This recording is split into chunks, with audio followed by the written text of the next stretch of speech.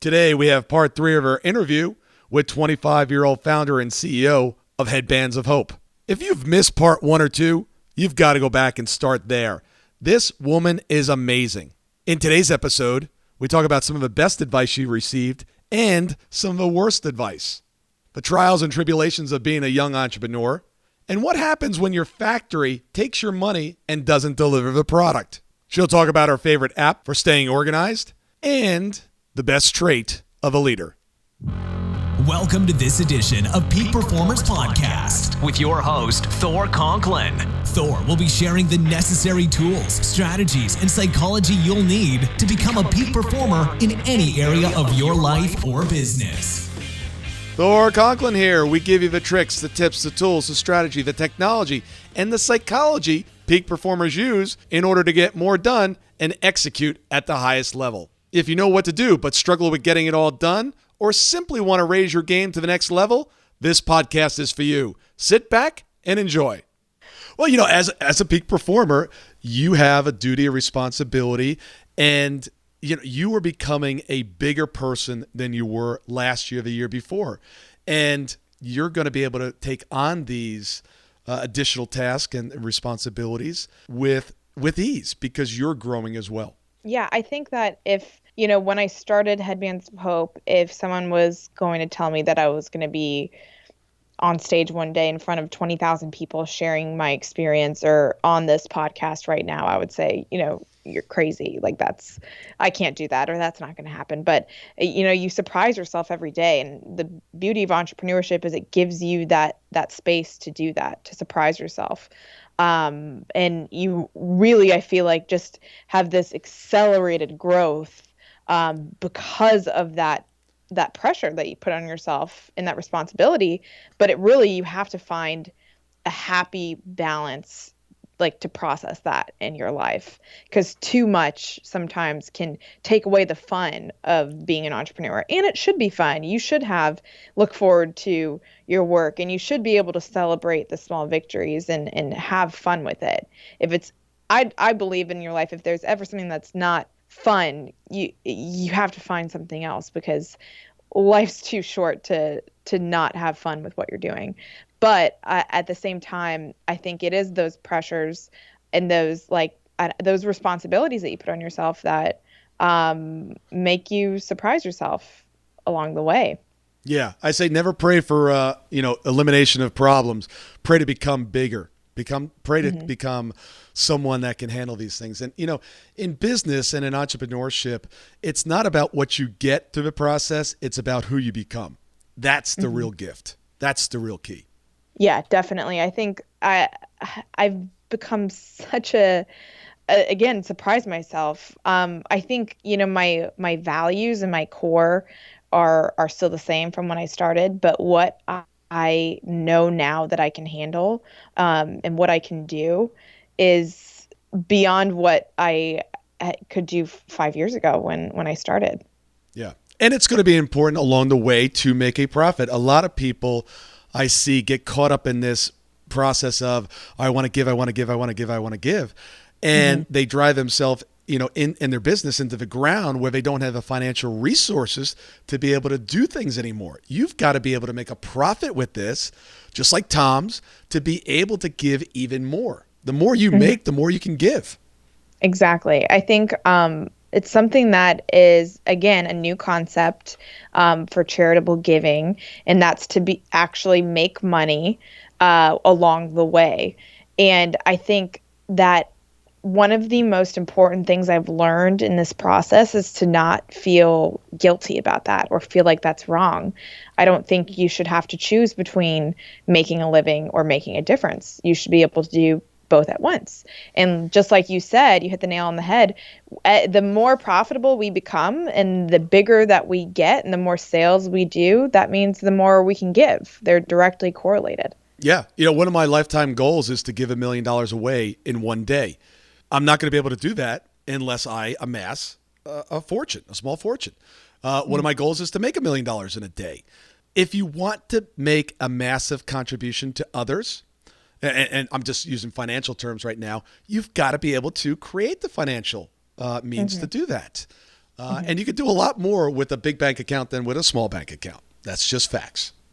Yeah, and I think that the idea of giving in charity, and for a while it's been just, it's so selfless, like selfless acts of giving and, just retiring yourself in your life for the greater good. But it doesn't necessarily have to be that way.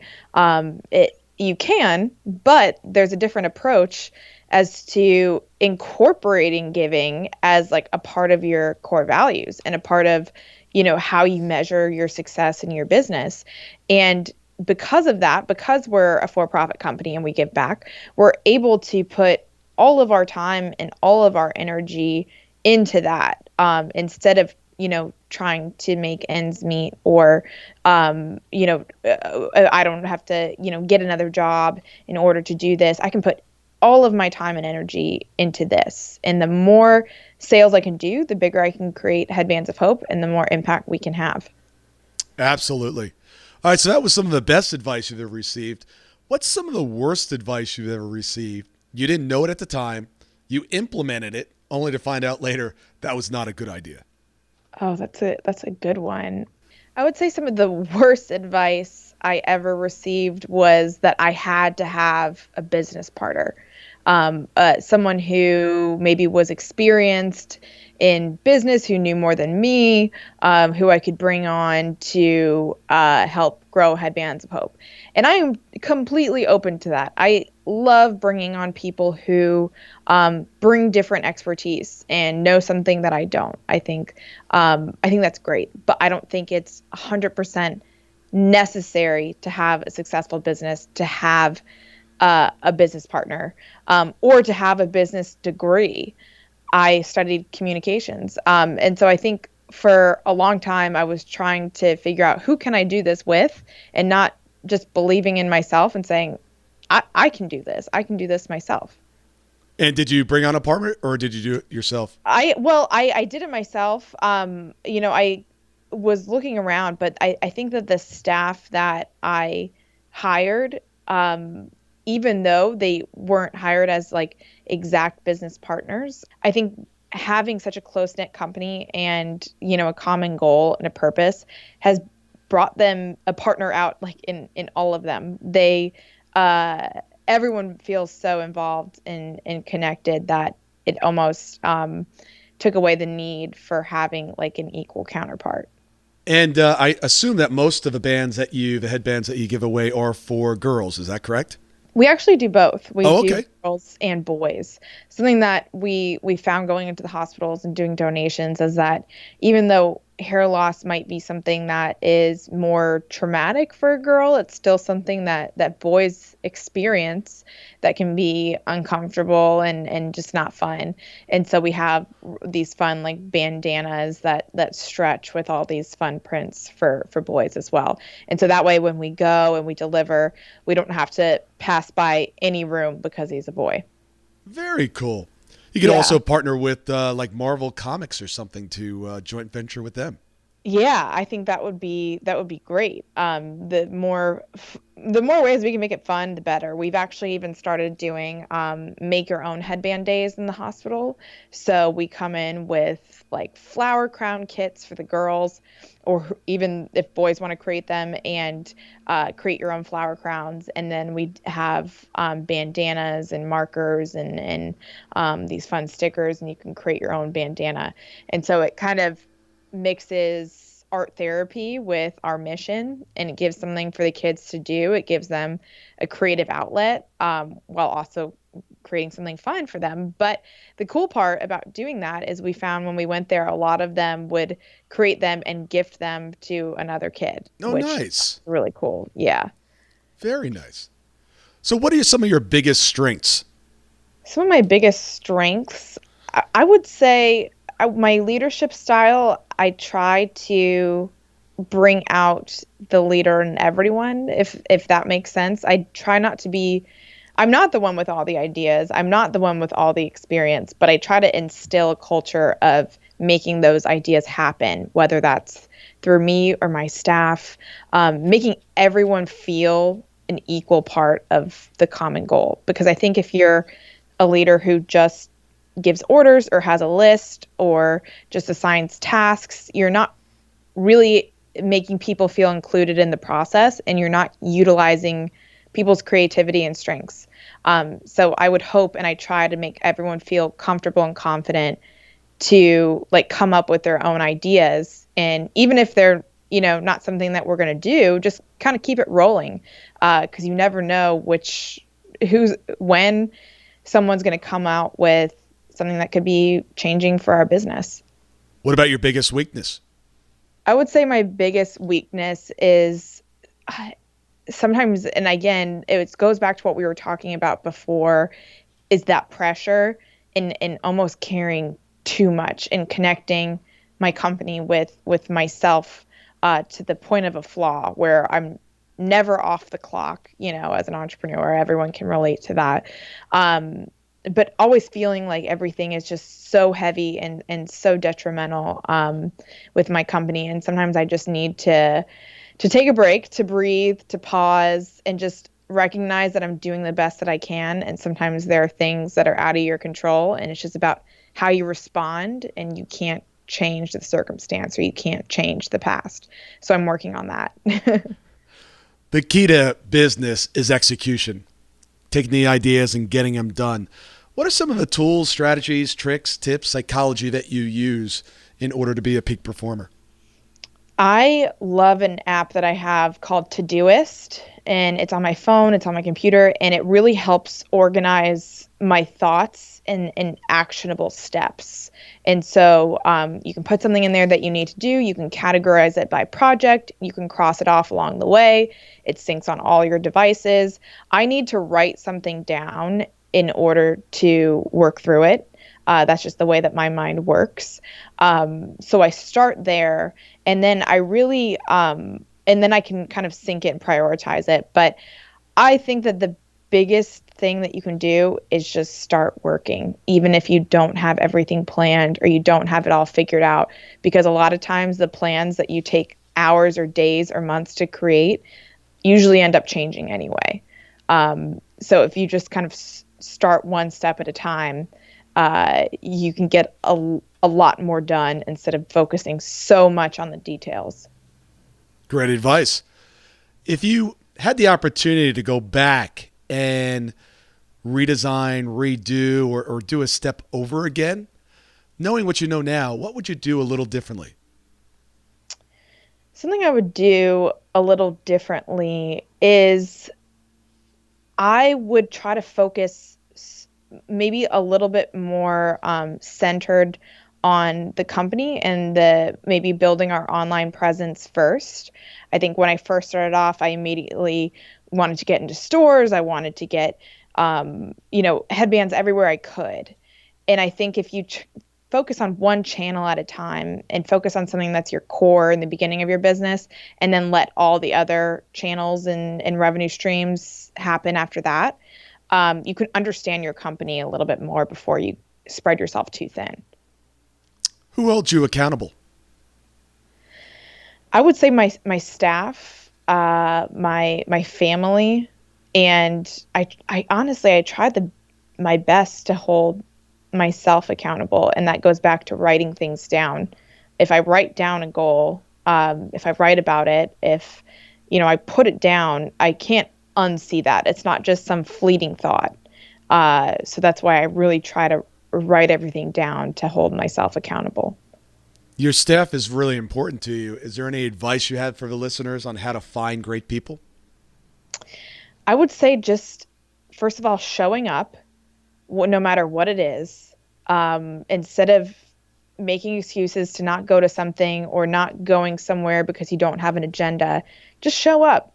You never know what can happen, and opportunities can't happen to you if you're not there for them. You can't meet great people without showing up to the event. And so I try my best to just put myself out there no matter what it is, and also talking to people.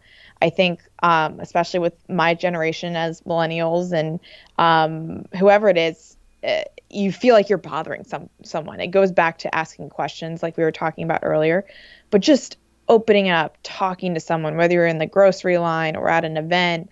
And that's step one to just building relationships, not just building a network.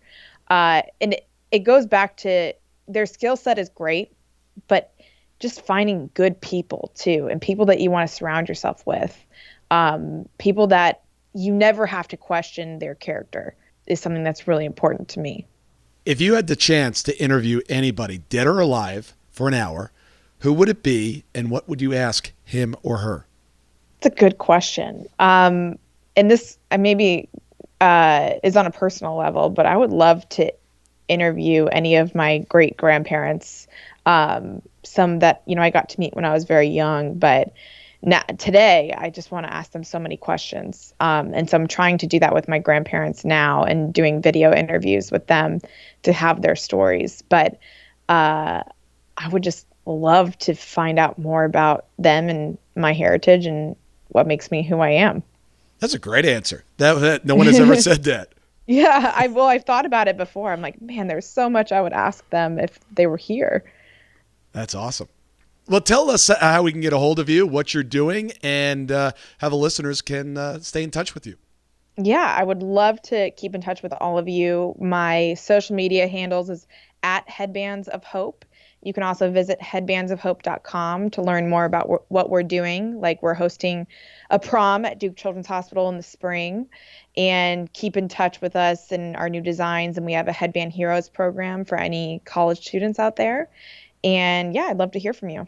It's funny. I knew this interview was coming up, and I saw someone down in Florida that had a headband. It looked like yours. I don't know if there's other companies out there that look kind of like yours, but I saw yours. I was like, the headband. I was like, where'd you get that? She's like, a store. And I was like, well, whose is it? Do you know? And she didn't know whose it was.